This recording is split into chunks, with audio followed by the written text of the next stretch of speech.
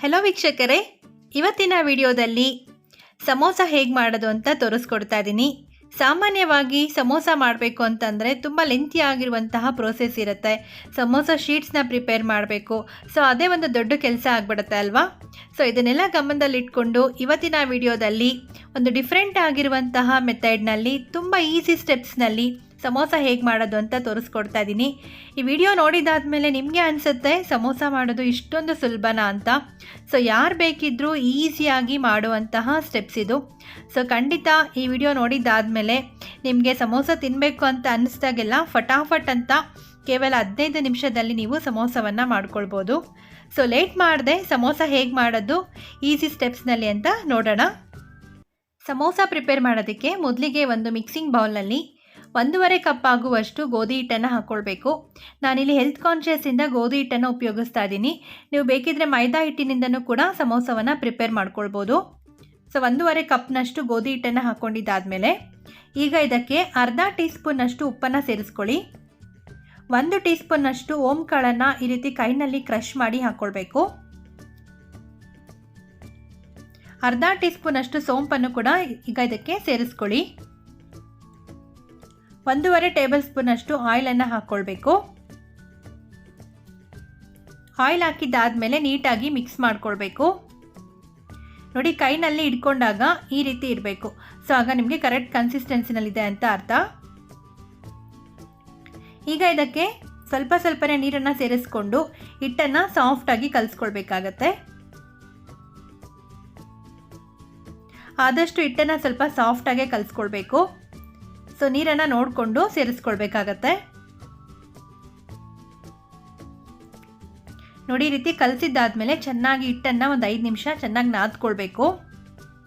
So ನೋಡ್ತಾ ಇದ್ದೀರಲ್ಲ ಎಷ್ಟು ಸಾಫ್ಟಾಗಿ ಬಂದಿದೆ ಅಂತ.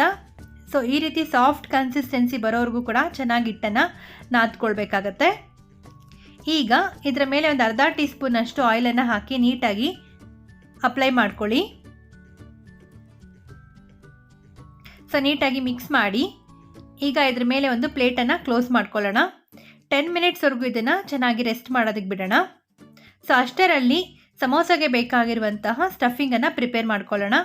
ಒಂದು ಮಿಕ್ಸಿಂಗ್ ಬೌಲ್ನಲ್ಲಿ 2 ಈರುಳ್ಳಿಯನ್ನು ಈ ರೀತಿ ಸಣ್ಣದಾಗಿ ಕಟ್ ಮಾಡಿ ಹಾಕ್ಕೊಳ್ಳಿ.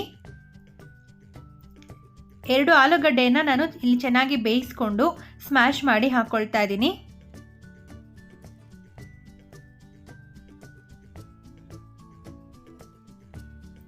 2 ಹಸಿಮೆಣಸಿನ್ಕಾಯಿನ ಈ ರೀತಿ ಸಣ್ಣದಾಗಿ ಕಟ್ ಮಾಡಿ ಹಾಕ್ಕೊಳ್ತಾ ಇದ್ದೀನಿ. ಮಕ್ಕಳಿಗೆ ಬಾಯಿಗೆ ಸಿಗುತ್ತೆ ಅನ್ನೋದಾದರೆ ನೀವು ಸ್ವಲ್ಪ ಪೇಸ್ಟ್ ಮಾಡಿ ಬೇಕಿದ್ರೂ ಹಾಕ್ಕೊಳ್ಬೋದು. ಸ್ವಲ್ಪ ಸಣ್ಣದಾಗಿ ಕಟ್ ಮಾಡಿರುವಂತಹ ಕೊತ್ತಂಬರಿ ಸೊಪ್ಪನ್ನು ಸೇರಿಸ್ಕೊಳ್ಬೇಕು. 1 ಟೇಬಲ್ ಸ್ಪೂನ್ ಅಷ್ಟು ಕಸ್ತೂರಿ ಮೇಥಿಯನ್ನು ಹಾಕ್ಕೊಳ್ಳಿ. ಫ್ಲೇವರ್ ತುಂಬಾ ಚೆನ್ನಾಗಿರುತ್ತೆ. 1 ಟೀ ಸ್ಪೂನ್ ಅಷ್ಟು ಶುಂಠಿ ಬೆಳ್ಳುಳ್ಳಿ ಪೇಸ್ಟ್, ಅರ್ಧ ಟೀ ಸ್ಪೂನ್ ಅಷ್ಟು ಖಾರದ ಪುಡಿ, ಅರ್ಧ ಟೀ ಸ್ಪೂನಷ್ಟು ಧನಿಯಾ ಪೌಡರ್, ಅರ್ಧ ಟೀ ಸ್ಪೂನಷ್ಟು ಗರಂ ಮಸಾಲ, ಹಾಫ್ ಟೀ ಸ್ಪೂನಷ್ಟು ಹುರಿದು ಪುಡಿ ಮಾಡಿರುವಂತಹ ಜೀರಿಗೆ ಪೌಡರ್, 1 ಟೀ ಸ್ಪೂನಷ್ಟು ಉಪ್ಪು, ಅರ್ಧ ಟೀ ಸ್ಪೂನಷ್ಟು ಚಾಟ್ ಮಸಾಲ. ಈಗ ನೀಟಾಗಿ ಮಿಕ್ಸ್ ಮಾಡ್ಕೊಳ್ಬೇಕು. ನಾವು ಹಾಕಿರುವಂತಹ ಮಸಾಲ ಪೌಡರ್ಸ್ ಎಲ್ಲ ನೀಟಾಗಿ ಆಲೂಗಡ್ಡೆ ಮತ್ತು ಈರುಳ್ಳಿಗೆಲ್ಲ ನೀಟಾಗಿ ಮಿಕ್ಸ್ ಆಗೋ ಹಾಗೆ ನೋಡಿ ಈ ರೀತಿ ಸ್ಮ್ಯಾಶ್ ಮಾಡ್ತಾ ಮಾಡ್ತಾ ಮಿಕ್ಸ್ ಮಾಡ್ಕೊಳ್ಳಿ. ಆಗ ತುಂಬ ಚೆನ್ನಾಗಿ ಮಿಕ್ಸ್ ಆಗುತ್ತೆ. ಫ್ಲೇವರ್ಸ್ ಎಲ್ಲ ನೀಟಾಗಿ ಬಿಟ್ಕೊಳ್ಳುತ್ತೆ. ಈ ಸ್ಟಫಿಂಗ್ ನಿಮಗೆ ತುಂಬಾ ಟೇಸ್ಟಿಯಾಗಿರುತ್ತೆ. ಈಗ ಸಮೋಸಾಗೆ ಬೇಕಾಗಿರುವ ಸ್ಟಫಿಂಗ್ ರೆಡಿ ಆಯ್ತಲ್ವಾ. ಈಗ ನೋಡಿ ಹಿಟ್ಟು ಕೂಡ ಚೆನ್ನಾಗಿ ನೆಂದಿದೆ. ಸೊ ನೋಡ್ತಾ ಇದ್ದೀರಲ್ಲ ಎಷ್ಟು ಸಾಫ್ಟ್ ಕನ್ಸಿಸ್ಟೆನ್ಸಿನಲ್ಲಿದೆ ಅಂತ. ಈಗ ಚಿಕ್ಕ ಚಿಕ್ಕ ಉಂಡೆಗಳನ್ನಾಗಿ ಮಾಡ್ಕೊಳ್ಳೋಣ. ನೋಡಿ, ಈ ಸೈಜ್ನಲ್ಲಿ ಮಾಡ್ಕೊಳ್ಬೇಕು. ಸೊ ವಿಡಿಯೋ ಕ್ಲಿಪ್ನಲ್ಲಿ ತೋರಿಸ್ತಾ ಇರುವ ಹಾಗೆ ಈ ಸೈಜ್ನಲ್ಲಿ ಉಂಡೆಗಳನ್ನೆಲ್ಲ ಮಾಡಿ ರೆಡಿ ಮಾಡಿ ಇಟ್ಕೊಳ್ಳಿ. ನೋಡಿ, ಮನೆಯಲ್ಲಿ ಈ ರೀತಿ ಸೌಟ್ ಇರುತ್ತಲ್ವಾ. ಸೊ ಈ ರೀತಿ ಸೌಟನ್ನು ತಗೊಳ್ಬೇಕಾಗತ್ತೆ. ಈಗ ನಾವಿಲ್ಲಿ ಈ ಸೌಟನ್ನು ಉಪಯೋಗಿಸಿ ಸಮೋಸವನ್ನು ಮಾಡ್ತಾ ಇದ್ದೀವಿ. ನೋಡಿ, ಒಂದು ಉಂಡೆಯನ್ನು ತಗೊಳ್ಳಿ. ಈಗ ಸೌಟ್ ಮೇಲೆ ಈ ರೀತಿ ನೀಟಾಗಿ ಸ್ಪ್ರೆಡ್ ಮಾಡ್ಕೊಳ್ಬೇಕು. ವಿಡಿಯೋ ಕ್ಲಿಪ್ನಲ್ಲಿ ತೋರಿಸ್ತಾ ಇರೋ ಹಾಗೆ ನೀಟಾಗಿ ರೀತಿ ಸ್ಪ್ರೆಡ್ ಮಾಡ್ಕೊಳ್ಬೇಕಾಗತ್ತೆ. ಈಗ ಇದಕ್ಕೆ 1 ಟೇಬಲ್ ಸ್ಪೂನಷ್ಟು ಸ್ಟಫಿಂಗನ್ನು ಇಟ್ಕೊಳ್ಳಿ. ಸೊ ನಾನಿಲ್ಲಿ ವಿಡಿಯೋದಲ್ಲಿ ತೋರಿಸ್ತಾ ಇರೋ ಹಾಗೆ ನೀಟಾಗಿ ಫೋಲ್ಡ್ ಮಾಡ್ಕೊಳ್ಬೇಕು. ಸ್ಟಫಿಂಗ್ನೆಲ್ಲ ಸ್ವಲ್ಪ ನೀಟಾಗಿ ಒಳಗಡೆ ತಳ್ತಾ ನೋಡಿ ಈ ರೀತಿ ಫೋಲ್ಡ್ ಮಾಡಿ ಪ್ರೆಸ್ ಮಾಡ್ಕೊಳ್ಳಿ. ಸೊ ಇದೇ ರೀತಿ 3 ಕಡೆ ಕೂಡ ಈ ರೀತಿ ಫೋಲ್ಡ್ ಮಾಡಿ ಪ್ರೆಸ್ ಮಾಡ್ಕೊಳ್ಬೇಕಾಗತ್ತೆ. ಸೊ ನೋಡ್ತಾ ಇದ್ದೀರಲ್ಲ, ಟ್ರಯಾಂಗಲ್ ಶೇಪ್ನಲ್ಲಿ ಬಂದಿದೆ. ಸೊ ಈ ರೀತಿ ನೀವು ಇದನ್ನು ಫೋಲ್ಡ್ ಮಾಡಿಕೊಂಡು ನೀಟಾಗಿ ಪ್ರೆಸ್ ಮಾಡ್ಕೊಳ್ಬೇಕು. ತುಂಬ ಈಸಿ ಮೆಥಡ್ನಲ್ಲಿ ಮಾಡ್ಕೊಳ್ಬೋದು. ಸೊ ಹಿಂದೆಗಡೆ ನೋಡಿ ಈ ರೀತಿಯಾಗಿ ಡಿಸೈನ್ ಬರುತ್ತೆ.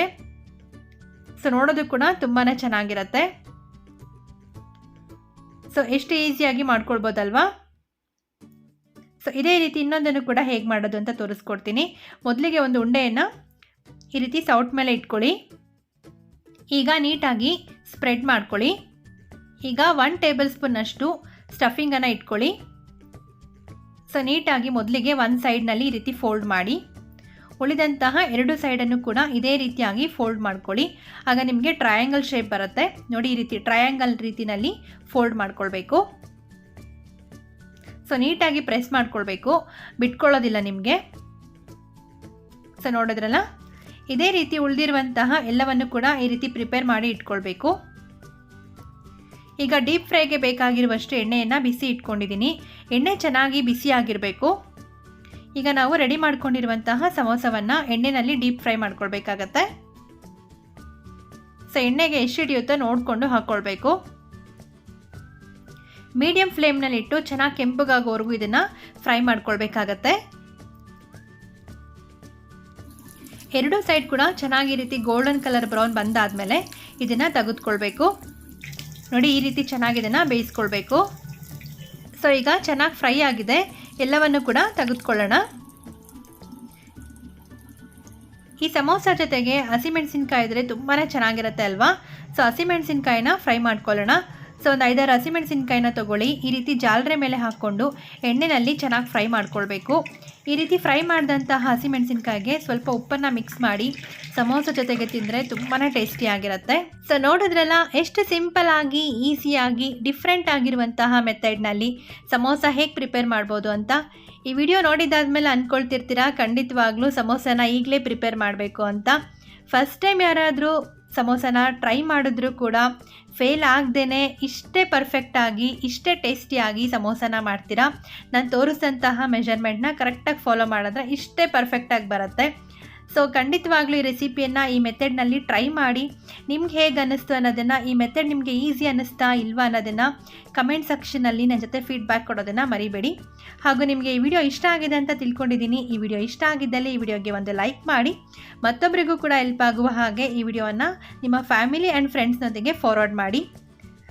ನೀವಿನ್ನೂ ನಮ್ಮ ಚಾನಲ್ನ ಸಬ್ಸ್ಕ್ರೈಬ್ ಮಾಡ್ಕೊಂಡಿಲ್ಲ ಅಂತಂದರೆ ನಮ್ಮ ಚಾನಲ್ನ ಸಬ್ಸ್ಕ್ರೈಬ್ ಮಾಡೋದನ್ನು ಮರಿಬೇಡಿ. Thanks for watching this video.